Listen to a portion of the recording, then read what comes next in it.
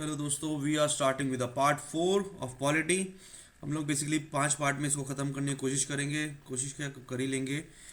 Are target इसकी like 2 सवा 2 घंटे में आप 1.5 की स्पीड पे इसको अपना पूरा पॉलिटी ख़त्म कर सको। Anyway let's start with election in India.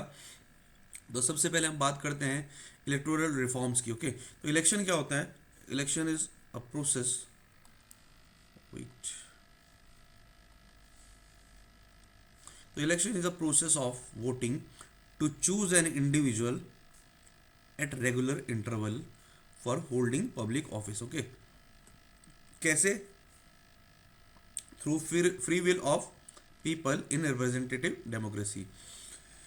तो इलेक्शन क्या है? सबसे पहले एक प्रोसेस है जिसमें हम चूज करते हैं किसी को, रेगुलर इंटरवल पे करते हैं, पब्लिक ऑफिस के लिए करते हैं और फ्री विल से करते हैं।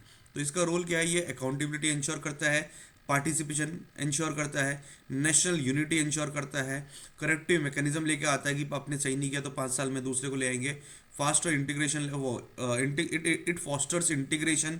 ओके, अलग अलग तरह के लोग एक इंसान को चूज कर रहे हैं और फिर उस वो हमारे लिए कुछ चूज कर रहा है। And it encourages democratic ownership. Okay, हमें लगता है कि हमने चूज किया है। जैसे कि हम बोलते हैं ना कि हमने आपको, ये आप हमारे रिप्रेजेंटेटिव है, हमारी बात क्यों नहीं मान रहे, तो we can question them. Ownership वाली फीलिंग हमारे अंदर आती है। अब इश्यूज क्या है इलेक्शन प्रोसेस में? Financing at election, financing of elections, इसमें इश्यूज आते हैं कि जितनी लिमिट है उससे बहुत ज़्यादा खर्च हो रहा है। उसके बाद गवर्नमेंट मशीनरी का मिसयूज़ हो रहा है। जो इंदिरा गांधी वाला केस था उसमें यही था कि गवर्नमेंट मशीनरी का मिसयूज़ किया गया था, इसलिए हर इलेक्शन वाज कैंसल्ड। उसके बाद क्रिमिनलाइजेशन ऑफ पॉलिटिक्स और एंड पॉलिटिसाइजेशन ऑफ क्रिमिनल्स हो रहा है कि पॉलिटिक्स में क्रिमिनल्स आते जा रहे हैं। और दूसरा डमी कैंडिडेट्स पॉलिटिकल पार्टीज़ में। उसके बाद इन्फ्लुएंस ऑफ सोशल मीडिया, मतलब digital, it is a reality. हम ये नहीं कह सकते इसको हटा दो, we just have to find a way out. उसके बाद आता है reforms for betterment of electoral process.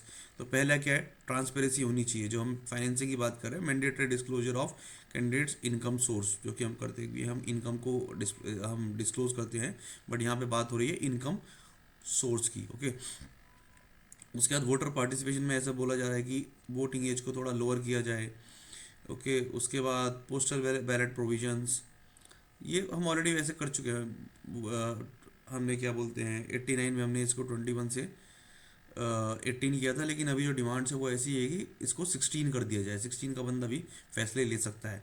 उसके बाद पोस्टल बैलेट के प्रोविजंस जो हैं उसके ऊपर बातचीत चल रही है। फिर इलेक्शन लॉ अमेंडमेंट बिल 2021 में जो आया था उसमें बोला गया था कि हमें वोटर आईडी को आधार से लिंक करना पड़ेगा। और हम लोग ईवीएम्स और नोटा जो हम लेकर आए हैं, ये टेक्नोलॉजिकल यूजेस है। उसके बाद लेवल प्लेइंग फील्ड की अगर हम बात करते हैं तो एमसीसी का यही काम है कि लेवल प्लेइंग फील्ड लाई जाए। और दूसरा, मैंने जैसे बोला था कि एक स्पेंडिंग लिमिट्स होनी चाहिए, मतलब होती है बट मतलब उसके अंदर स्पेंड नहीं हो रहा है, उससे ज़्यादा स्पेंड हो रहा है। तो दैट वाज ब्रॉट इन, ताकि एक लेवल प्लेइंग फील्ड हो कि एक इंसान बहुत ज़्यादा खर्च कर सकता है, एक बहुत कम कर सकता है, तो दोनों को एक एक मैक्सिमम लिमिट दे दी गई कि आप इससे ज़्यादा नहीं करोगे। और अगली चीज़ जो एग्जिट पोल के ऊपर रेस्ट्रिक्शन है कि जब तक लास्ट डे की वोटिंग नहीं हो जाती तब तक आप एग्जिट पोल नहीं ला सकते, ताकि जो एक वोटर का माइंड है वो उस डायरेक्शन में ना जाए कि यार ये तो ऑलरेडी जीत रहे हैं, इन्हीं को देता हूँ। अब बात आती है lowering of age for election. तो कुछ कंट्रीज़ में, जैसे कि कौन कौन सी कंट्री है एग्जांपल के लिए, जर्मनी, ऑस्ट्रिया, माल्टा, एस्टोनिया, अर्जेंटीना, ठीक है, निकारागुआ, इन सब में क्या है, वोटिंग एज को 16 साल कर दिया गया है। तो यूके ने भी बोला, अभी अनाउंस किया था कि they have plans to reduce the age to 16। वहाँ किया नहीं है, they have plans. Okay, India में जो constitutional amendment 2020 private member bill एक प्रपोज आया था, जिसने प्रपोज किया था, प्राइवेट मेंबर बिल हमारा लास्ट आई थिंक 1969 में कोई पास हुआ था। तो उसमें प्रपोज किया गया था कि हम आर्टिकल 326 को अमेंड करके हमारी जो एज है उसको 17 करते। अब आते हैं कॉन्स्टिट्यूशनल प्रोविजंस क्या है हमारे वोटिंग एज को लेके। आर्टिकल 326 क्या बोलता है? We have a universal adult suffrage. Adult suffrage जिसमें एज मिनिमम 18 होनी चाहिए, यानी यूनिवर्सल है, सबके लिए है। जो भी 18 साल से ऊपर हो गया उसको एडल्ट बोलेंगे और उसको वोटिंग राइट्स मिलेगा। हमने ये 21 से 18 कब किया था? 61st कॉन्स्टिट्यूशनल अमेंडमेंट में 1988 में। ओके, 89 में ये फाइनली लागू हो गया था, जब वोटिंग हुई थी इलेक्शन, उसमें ये लागू हुआ था। Right to vote is a statutory right, है ना, और it can be amended by ordinary law. ठीक है, basically it's a simple statute को आप चेंज करके उसको कर सकता है पार्लियामेंट। अब आता है फेवर और आर्ग्यूमेंट, फेवर एंड अगेंस्ट के जो आर्ग्यूमेंट है। फेवर में क्या है कि आपकी कॉग्निटिव मैच्योरिटी जो है वो 16 साल की उम्र तक बन चुकी होती है और आप क्रिटिकल थिंकिंग के लिए केपेबल होते हो, इंडिपेंडेंट पॉलिटिकल डिसीजंस ले सकते हो। फिर आता है इंटर जनरेशनल इक्विटी। तो आप बेसिकली ये कह रहे हो कि एक तरफ तो आपने कोई अपर एज लिमिट रखी नहीं, तो एक तरफ तो 80 साल का आदमी वोट कर रहा है, ठीक है, और एक तरफ ये बच्चे हैं, तो एक एक बायस बना रहता है, the older people will vote for, क्या बोलते हैं, ओल्डर इलेक्टर, ये जो अपने कैंडिडेट्स होंगे उनके लिए करेंगे। तो जो यंग है उनकी भी बात सुनी जाए, they should also, there is a bias sort of that exist. तो फिर आता है इट ब्रॉडन्स इलेक्शन मैनिफेस्टोज। उससे क्या होगा कि आपके जो 16 साल के बच्चे भी होंगे तो कॉलेज की डिमांड्स भी यहाँ पे होगी। यूजली जो 18 वाला होता है वो ऑलरेडी कॉलेज में जा चुका है ना, वो उसको ये होता है यार हमारे टाइम पे तो हुआ नहीं। तो अगर आप 16 साल के बच्चों को इंक्लूड करेंगे तो दे वुड वांट डिमांड जो 18 साल के बच्चे के लिए भी लागू हो। तो इट इलेक्शन मैनिफेस्टोज जो है उसमें चाइल्ड राइट्स, क्वालिटी एजुकेशन, ये सारी चीज़ें भी होंगी। And then come increase political engagement and representation among youth. तो आपको पता होगा कि हमारे ज़्यादा से ज़्यादा यूथ उसमें आएंगे। अब आता है अगेंस्ट में। ऐसा माना जाता है कि they have lack of knowledge. ठीक है, क्रिटिकल थिंकिंग हो सकती है बट पॉलिटिकल नॉलेज उनको तब तक नहीं है, तो they can be there is a chance of manipulation in political decision making. Okay, low turn out. अब इसका क्या है कि 2024 में हमने देखा कि 18-19 साल के जो एज के जो बच्चे थे उसमें सिर्फ 40% ही टर्न आउट था, तो they are not very serious about voting. Okay, उसके बाद आता है inconsistency with other age thresholds. तो basically there can be demands in, जैसे कि मैरिज की भी एज घटाओ, एल्कोहल की भी घटाओ, मिलिट्री सर्विस की घटाओ। मतलब ऐसा बोला जा सकता है कि यार जब 16 साल का बंदा वोट दे सकता है तो हाउ कम भाई वो शादी क्यों नहीं कर सकता। मतलब देश चुन सक है ना, प्रधानमंत्री को चुन सकता है पर पार्टनर को नहीं चुन सकता, है ना। तो इस तरह की डिमांड आ सकती है। फिर लॉजिस्टिक एंड एडमिनिस्ट्रेटिव चैलेंज, इसमें क्या होता है, ये इंक्लूड करने से, ये एज ग्रुप को इंक्लूड करने से वोटर रजिस्ट्रेशन ड्राइव बड़े स्केल पे आपको करनी पड़ेगी, अवेयरनेस कैंपेन लानी पड़ेगी, आपको इंफ्रास्ट्रक्चर को उस हिसाब से चेंज करना पड़ेगा, जिसकी वजह से बहुत खर्चा आने के चांसेस है। तो कंक्लूजन यही है कि इसके ऊपर डिबेट होनी चाहिए but it should be an evidence based debate, है ना। और आपके सिविक एजुकेशन वगैरह में आपको अवेयरनेस बढ़ानी पड़ेगी and may be in a future time we can bring in, अगर उस तरह की हम अवेयरनेस क्रिएट कर पाए तो। अब आता है क्रिमिनलाइजेशन ऑफ पॉलिटिक्स। अब हमारा जो एडीआर की रिपोर्ट है, ठीक है, डेमोक्रेटिक राइट्स वाले जो अपना ये ऑर्गेनाइजेशन है, उन्होंने बोला कि 47% ऑफ मिनिस्टर्स इन इंडिया, ठीक है, हम यूनियन की बात कर लें या स्टेट्स की बात कर लें, सबको मिला के क्या है, इनके ऊपर क्रिमिनल केसेस है, जिसमें से 27% क्या है, सीरियस चार्जेस वाले हैं। यानी कि it means that entry and participation of person with criminal background in political and electoral process still exist, और बहुत ज़्यादा एग्जिस्ट करता है। यानी कि ये सिर्फ वो लोग नहीं है जो चुने गए, हम एमएलए की बात नहीं कर रहे हैं, हम मिनिस्टर्स की बात कर रहे हैं कि आप पहले इलेक्शन जीते, एमएलए बने, एमपी बने, उसके बाद आप मिनिस्टर भी बने। 47% ऐसे हैं। अब रीजंस क्या हैं, कॉजेज, रीजंस। पहला कि आपकी विनेबिलिटी बढ़ जाती है। ऐसा देखा जा रहा है कि 15.3% of charge candidates are winning with comparison to 4.4% of clean candidates. तो विनेबिलिटी बढ़ रही है। फिर आपका स्लो जस्टिस, कि आपकी 50% राइज जो है आ गया है 2009 से, बिकॉज आपका जब तक जजमेंट आ रहा है केस चलता जा रहा है, तो स्लो जस्टिस उसका एक बहुत बड़ा रीज़न है। कन्विक्शन रेट बहुत कम है। अब आता है आइडेंटिटी पॉलिटिक्स, कि लोग अपनी कास्ट और रिलीजन को ज़्यादा देखते हैं क्रिमिनल रिकॉर्ड से ज़्यादा। फिर आता है लीगल गैप्स, जो अपना राइट टू, ये आरपीए जो है हमारा 1951, रिप्रेजेंटेशन ऑफ पीपल्स एक्ट, हाँ I think representation of people's act, मैं नाम स्ट्राइक नहीं कर पा रहा। तो आरपीए 1951 में क्या बोलता है कि सिर्फ जो कन्विक्टेड लोग हैं उनको आप डिस्क्वालीफाई करोगे, एक्यूज नहीं को नहीं करोगे। इसका रीज़न ये है कि ऐसे तो किसी के ऊपर भी केस कर दो आप, तब जिस आपको लग रहा है कि सामने वाला जीत सकता है तो उसके ऊपर केस कर दो, तो that is also not right. अब आता है वीक इलेक्शन कमीशन पावर्स। इसमें क्या है कि election commission can register a political party but it can not D register a political parties. Okay, कि आपके इतने सारे क्रिमिनल्स हैं तो हम डी रजिस्टर कर देते हैं, तो मतलब पावर्स लिमिटेड है। I will not agree with this part कि डी रजिस्टर करने की पावर होनी चाहिए। ठीक है ना। ऐसे तो आपको लग रहा है कि ये सामने वाला जीत सकता है if you have any control. Election commission is suppose to be a independent body, but some sort of influence if ever comes, तब ये चीज़ गलत हो जाएगी। अब आता है impact of criminals in politics. Impact क्या हो रहा है इस सब चीज़ों से? पहला है कि देयर इज अ करप्शन बढ़ता जा रहा है और ट्रस्ट डेफिसिट बढ़ता जा रहा है। हम करप्शन इंडेक्स 2024 में 96 रैंक पर आते हैं। ओके। फिर आता है क्रिमिनल्स का डोमिनेशन बढ़ता जा रहा है, जिसकी वजह से इनर पार्टी डेमोक्रेसी कम होती जा रही है। उसके बाद क्या है, ये जो नेक्सस है पॉलिटिकल और क्रिमिनल नेक्सस जो है, इसकी वजह से क्या होता है, आपकी इन्वेस्टिगेशन और प्रोसिक्यूशन में भी फर्क आता है। इसलिए सुप्रीम कोर्ट ने बोला था that CBI is a केस्ड parity. ये स्टेटमेंट तो याद रखना, लिखने के बहुत काम आता है, सुप्रीम कोर्ट ने बोला है। फिर हमारा जो कन्विक्शन रेट है वो बहुत ज़्यादा स्लो है। 5,000 पेंडिंग केसेस हमारे लॉ मेकर्स के अगेंस्ट। ठीक है। एंड 2015 में जब गवर्नमेंट आई थी, 2014 में जब गवर्नमेंट आई थी, ये जो प्रेजेंट गवर्नमेंट, उन्होंने बोला था 2015 में कि separate we will have separate courts for law makers. ठीक है, ताकि जल्दी, बेसिकली फास्ट ट्रैक कोर्ट ना बोल के सेपरेट कोर्ट बोला था, ताकि जल्दी जल्दी इनके पेंडिंग केसेस को निपटा के जो कन्विक्ट है उसको कन्विक्ट किया जाए, जो नहीं है उसको एक्विट किया जाए। लेकिन उस टाइम पे एक डिमांड चली थी कि ये इतने स्पेशल क्यों है, इनके लिए अलग से कोर्ट क्यों हो, आम आदमी जो इतने साल धक्के खाता है उनका क्यों नहीं। तो that was a different demand in itself. But you can court की गवर्नमेंट ने भी ये बोला था कि सेपरेट कोर्ट्स होने चाहिए ताकि फास्टर कन्विक्शन हो सके। तो ये गवर्नमेंट भी रियलाइज़ करती है। Focus on maximising financial and muscle power impact the social welfare, promotes culture of violence and social disharmony. तो बेसिकली आप ये जो मसल पावर बढ़ा रहे हो, इससे सोशल वेलफेयर उतना ही कम हो रहा है। अगर क्रिमिनल्स बढ़ेंगे तो सोशल वेलफेयर कम हो गया। अब क्या होता है, लीडर्स क्या प्रायोरिटाइज करते हैं कि फंड आना चाहिए, उस फंड को आने के लिए चाहे आपको muscle power and money power को भी लाना पड़े। अब reduce measure taken to reduce criminalisation, ये इसको कम करने के लिए अब क्या क्या किया गया है। जो RPA 1951 का सेक्शन 8 है, इसमें क्या बोला गया है कि किसी भी उसको अगर 2 साल से ज़्यादा का अगर कन्विक्शन हो रहा है लॉ मेकर को, तो उसको हम डिस्क्वालीफाई कर देंगे।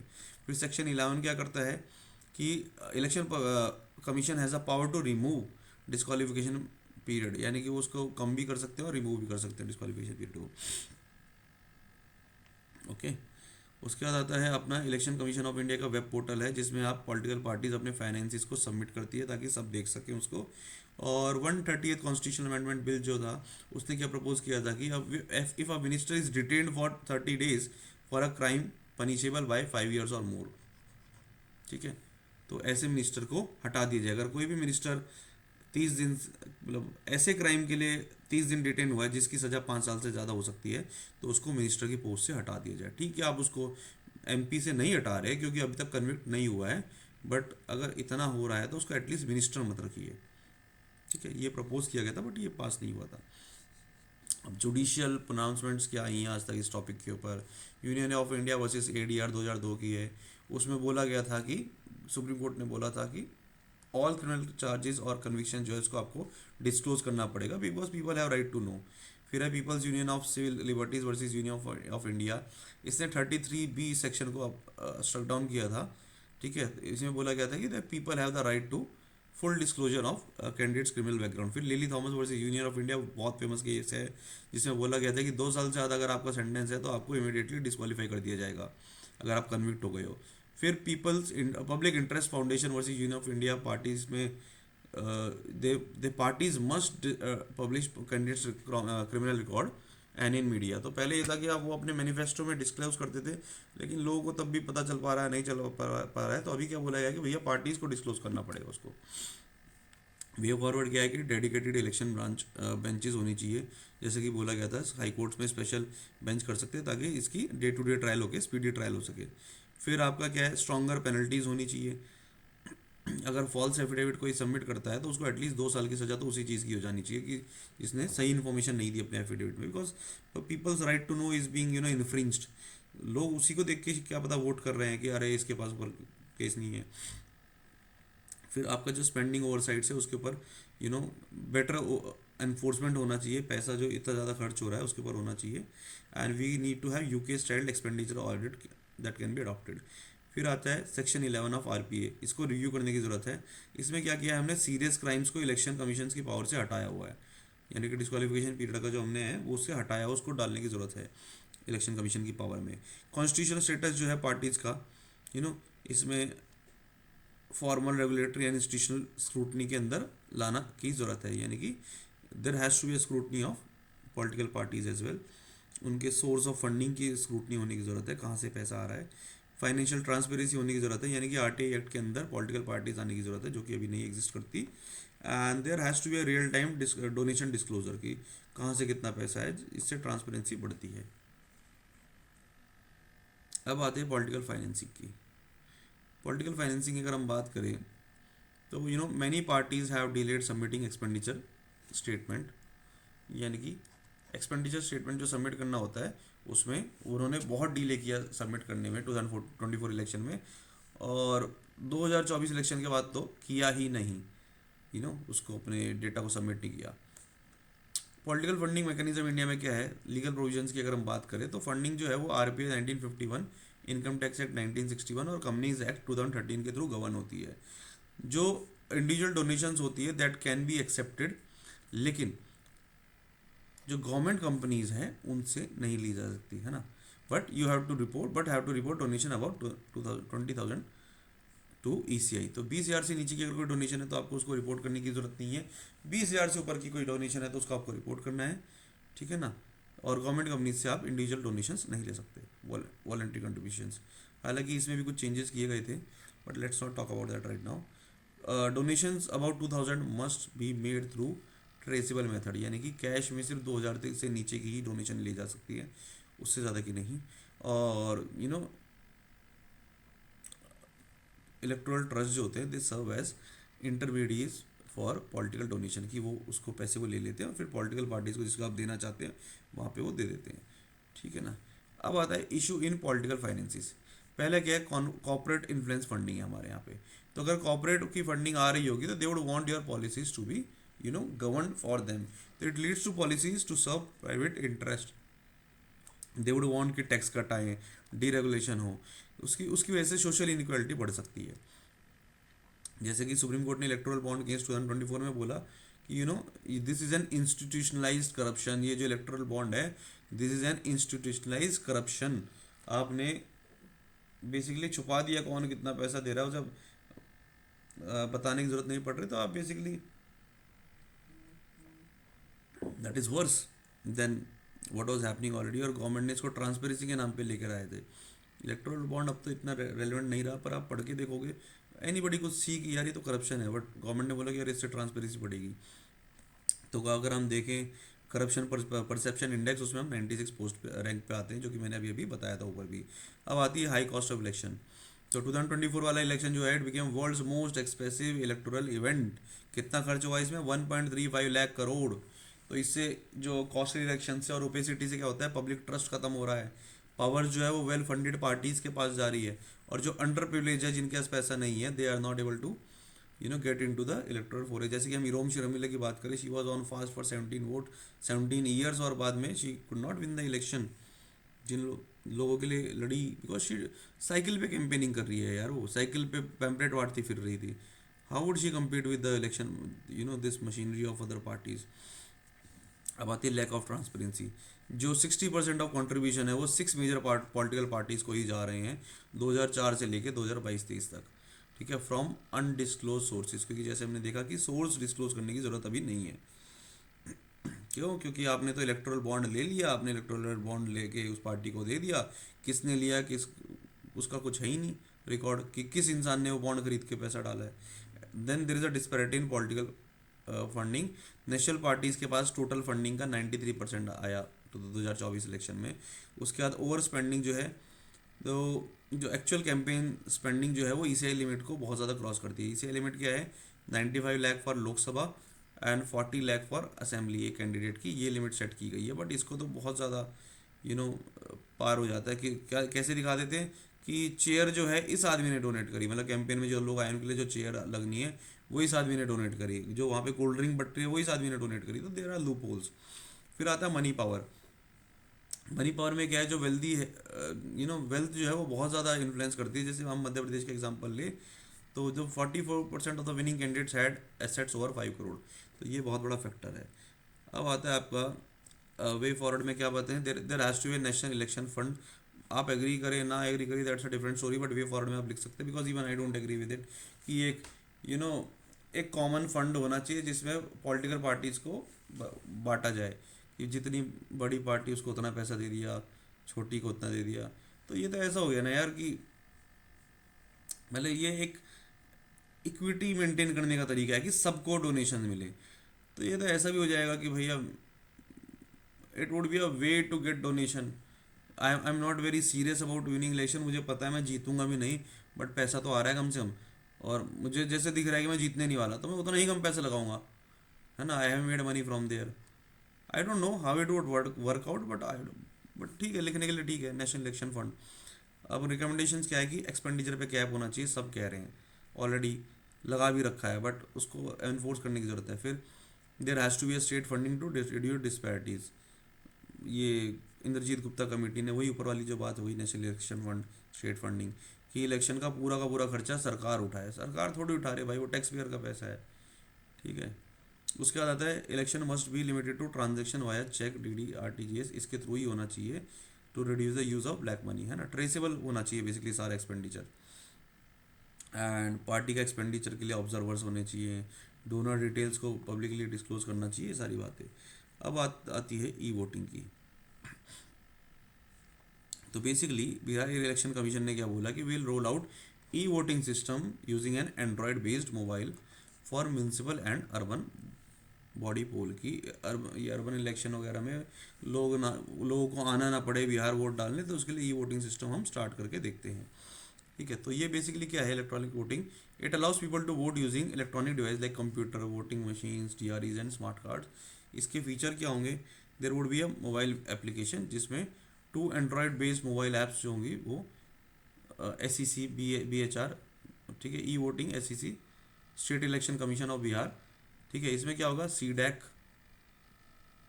1/CDAC, एक ऐप जो है वो CDAC ने बनाई है और दूसरी जो है बिहार इलेक्शन कमीशन ने बनाई है।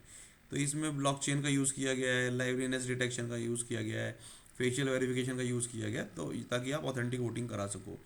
अब इसका जो ऑडिट ट्रायल है, it would be like VVPAT with machine. तो इसमें क्या होगा, you can track and verify each vote and tamper proof records आपके यहाँ पे रहेंगे।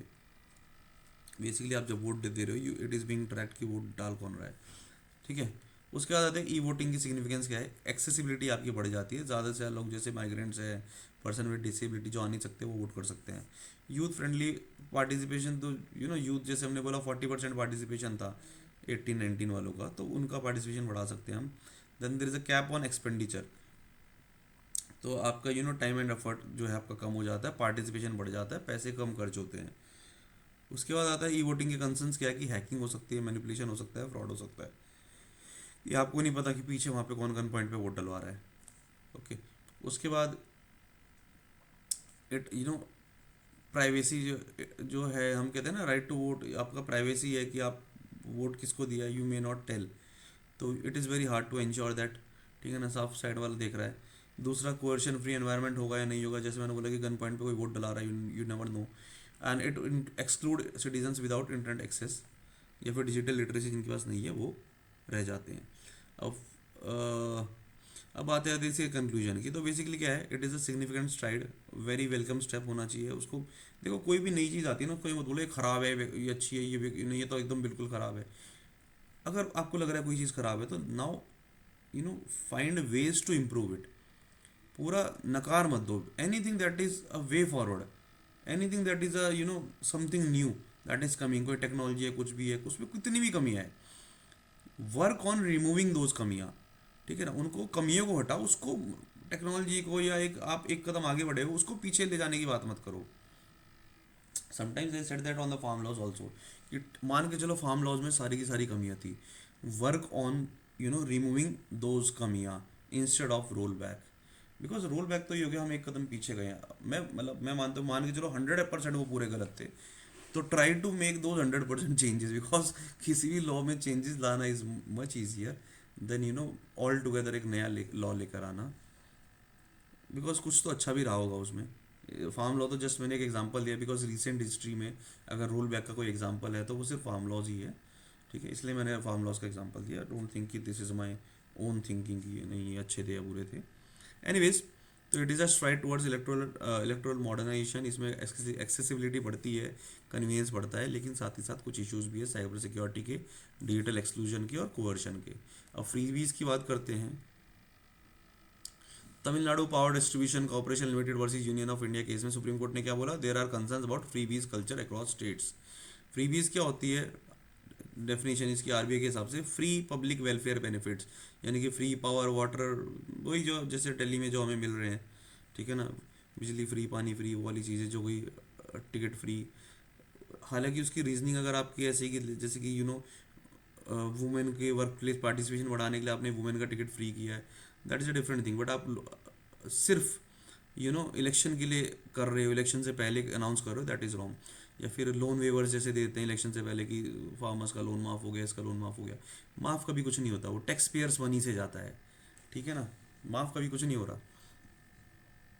अब बात आती है डिस्टिंक्शन मेरिट गुड्स और यू नो एक होती है इसमें फ्रीबीज में, जैसे आप बोलते हो कि एजुकेशन की फील्ड में आपने कुछ अच्छा किया, तो that is a merit good जिसके लॉन्ग टर्म सिग्निफिकेंस होने वाले हैं।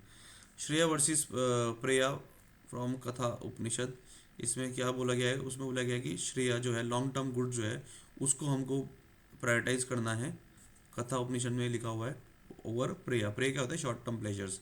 तो हमें लॉन्ग टर्म गुड्स को, अगर आप इलेक्शन मैनिफेस्टो में आप वो चीज़ें अनाउंस करो जो लॉन्ग टर्म बेनिफिट्स करेंगी, ना कि शॉर्ट टर्म, ठीक है ना।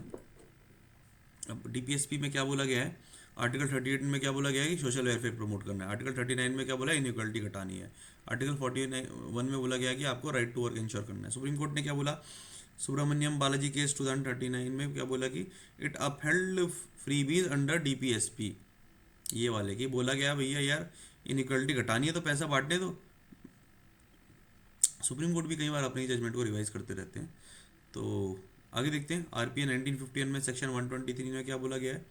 It prohibits bribery by candidates to influence voters, ठीक है। 123 ने क्या बोला है? It prohibits bribery. फिर आता है एमसीसी में क्या बोला गया है? You can not undue inducement of voters, आप नहीं कर सकते, पैसा वैसा नहीं बांट सकते, ये सब चीज़ें नहीं बांट सकते इलेक्शन के टाइम पे। पॉजिटिव इम्पैक्ट क्या होगा उससे? आपकी बेसिक नीड फुलफिल होगी कि भैया कोई पार्टी फ्रिज दे रही है, कोई पार्टी टीवी दे रही है, कोई कुछ दे रही है। सोशल एम्पावरमेंट होगा, कोई लैपटॉप बांट रहा है, कोई साइकिल बांट रहे हैं, ठीक है। अब पॉलिटिकल पार्टिसिपेशन आपका बढ़ेगा, जो लोग डिसएंगेज वोटर्स हैं वो भी वोट करने आ रहे हैं फ्री बीज से, ऐसा पॉजिटिव चीज़ है। इकोनॉमिक ग्रोथ बढ़ेगा, आपकी डिस्पोजेबल इनकम बढ़ रही है, परचेसिंग पावर बढ़ रही है, पैसा मिल रहा है। फिर रिड्यूस इनकम डिस्पैरिटी, सेम चीज़, आपके रिसोर्स इक्विटेबल मैनर में डिस्ट्रीब्यूट, क्योंकि आपने बोल दिया कि बिजली फ्री है, पानी फ्री है, कितनी यूनिट तक? 200 यूनिट तक। तो बिजली फ्री, पानी फ्री 200 यूनिट तक, यानी कि गरीब का ही होगा, अमीर आदमी 200 यूनिट में कहाँ काम चल रहा है। तो बेसिकली आपने इनकम डिस्पैरिटी को थोड़ा कम किया है और वेल्थ को रिडिस्ट्रीब्यूट किया है इक्विटेबल मैनर में, ठीक है। सिर्फ पैसा बांटने को फ्री बीज मत मानना, और भी चीज़ें आती है, जैसे मैंने वो ये बताया, क्या बोलते हैं, बिजली पानी। उसके बाद क्या है? पब्लिक ट्रस्ट गवर्नेंस में बढ़ेगा, अकाउंटेबिलिटी नज़र आएगी कि government is giving something to people. Negative impact की बात करते हैं। नेगेटिव इम्पैक्ट में पहला क्या? फाइनेंशियल बर्डन बढ़ेगा, बजट के ऊपर इम्पैक्ट पड़ेगा। जैसे हमने लड़की बहन योजना में हम देख रहे हैं कि कितना बड़ा इम्पैक्ट वहाँ के बजट पे पड़ रहा है, ठीक है। उसके बाद क्या है? फिजिकल डेफिसिट्स आपका उसकी वजह से बढ़ेगा, बजट के ऊपर स्ट्रेन पड़ेगा, तो आपकी जो इंफ्रास्ट्रक्चर स्पेंडिंग है, जो कैपिटल स्पेंडिंग है आपकी, वो वहाँ पे कम हो जाएगी उतनी ही।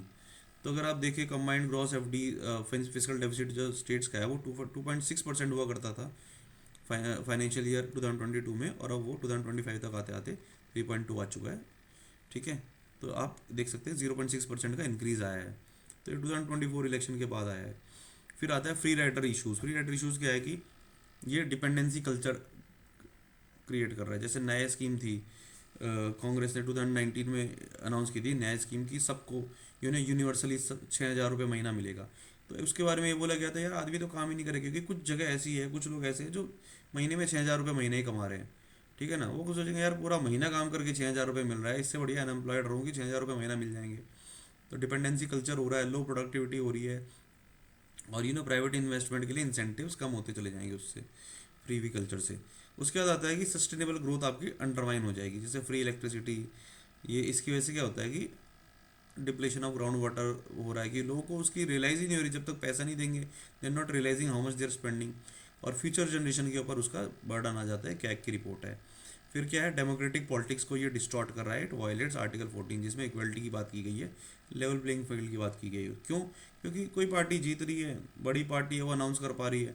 अब कोई पार्टी है वो 10 ही जगह से इलेक्शन लड़ रही है, उनको पता है वी डोंट वांट टू, हम नहीं बना रहे सरकार, ठीक है ना, बिकॉज नई पार्टी है, नई सरकार बना रहे, तो वो ये चीज़ें अनाउंस नहीं कर सकते कि बिजली पानी फ्री दे देंगे।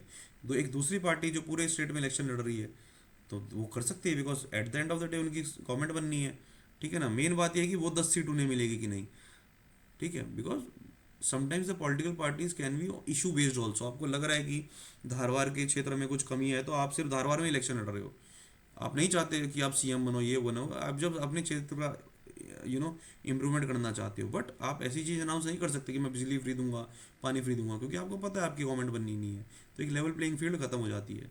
फिर क्या, इंस्टीट्यूशंस को वीकन करता है, जैसे कि लोन वेवर्स हो गए, फ्री पावर वीकन, ये सब जो होते हैं, ये डिस्कॉम वगैरह का आप देखो कि डिस्कॉम का कितना बड़ा इशू चलता आ रहा है। अब बात आती है वे फॉरवर्ड। तो पॉलिसी रिफॉर्म्स की हमें सबसे पहले ज़रूरत है कि you have to ensure fiscal prudence and डेप्थ sustainability.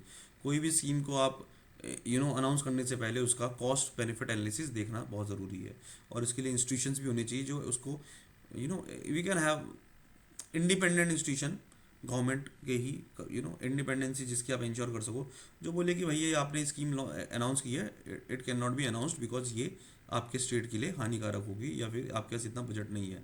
They should have the power to see that. And we should have subsidy targeting जो है हमें उसको इम्प्रूव करना पड़ेगा, कि ताकि लीकेजेस, अभी जैसे हम देख रहे थे जो हमारी महाराष्ट्र की योजना थी उसमें अभी उसके स्ट्रिक्ट कर दिया गया है उसके जो प्रोविजन है, बिकॉज उसमें बहुत ज़्यादा जो लोग एलिजिबल भी नहीं है वो लोग उसका फ़ायदा उठा रहे थे योजना का। तो लीकेजेस हमको कम करनी पड़ेगी, करप्शन कम करना पड़ेगा, एंड इंक्लूजन एक्सक्लूजन एरर्स पे ध्यान देना पड़ेगा। Then expand insurance coverage and build political consensus about against misuse of welfare schemes. Okay, Subramaniam Balaji versus Tamil Nadu 2013 का केस है, उसमें क्या बोला गया कि state should promote employment opportunities than non merit freebies, यानी कि श्रेया और प्रिया वाला जो बात थी वही, आपको लॉन्ग टर्म बेनिफिट्स आप अनाउंस करो चलेगा, आप शॉर्ट टर्म बेनिफिट्स मेरिट जो जिसका कोई मेरिट भी नहीं है वो फ्री बीज की कैटेगरी में आएगी, वो नहीं चलेगा, ठीक है। इकोनॉमिक सर्वे क्या कहता है, it prefers productivity enhancing support over open ended transfers. तो ये नहीं कि सबको 1-1 लाख रुपए मिलेंगे, सबको 6-6 हज़ार रुपये मिलेंगे, नहीं, ओपन एंडेड ट्रांसफर नहीं करा। आपको देखना है कि किस स्कीम से प्रोडक्टिविटी बढ़ सकती है, जैसे कि cash transfer link to school attendance, कि आप ज़्यादा स्कूल में जाओगे तो आपको पैसे मिलेगा, नहीं जाओगे तो आपको बच्चों को जो सब्सिडी मिल रही है स्कूल एजुकेशन में, जो इन स्टाइपेंड मिल रहा है वो नहीं मिलेगा। आप हेल्थ चेकअप कराओगे आपको कैश मिलेगा। तो ये मेक्सिको और ब्राज़ील में किया जा रहा है। ग्लोबल लेसन की अगर हम बात करें, श्रीलंका ने 2019 में टैक्स कट किए थे which cost revenue loss and collapsed, ठीक है। अभी तक भी श्रीलंका जो है वो उभर नहीं पाया है, ये जो अनाउंस किया था कि हम टैक्स कम कर देंगे। Then Venezuela's populist freebies led to economic crisis, Venezuela का भी जो हाल है आपको सबको पता ही है। तो कंक्लूजन क्या है, in alignment with Amartya Sen's capability approach, government must reprioritise long term and empowerment, ठीक है। ये कैपेबिलिटी अप्रोच में क्या है कि आपको कैपेबिलिटी डेवलप करनी है, तो आपको ह्यूमन कैपेबिलिटी डेवलप करनी है, and you have to create freedoms so that तो इस तरीके से होना चाहिए कि आप उसकी कैपेसिटी डेवलप कर रहे हैं, ना कि शॉर्ट टर्म फ्रीबीज दे रहे हैं। It can help in avoiding the race to the bottom, जैसे मैंने बोला कि सभी अनएम्प्लॉयड रहना चाहेंगे अगर 6,000 रुपये में नहीं कुछ बिना कुछ किए मिल रहा है तो। And it will prevent financial disasters as warned by N K Singh committee, जो कि 15th फाइनेंस कमीशन के चेयरमैन थे। Okay, so that's it for now. I'm keeping the video short so that you can watch it, and in the next video I'll try to finish it all, but that video would be like 2 hours का लंबा चौड़ा video होगा। Okay, thank you.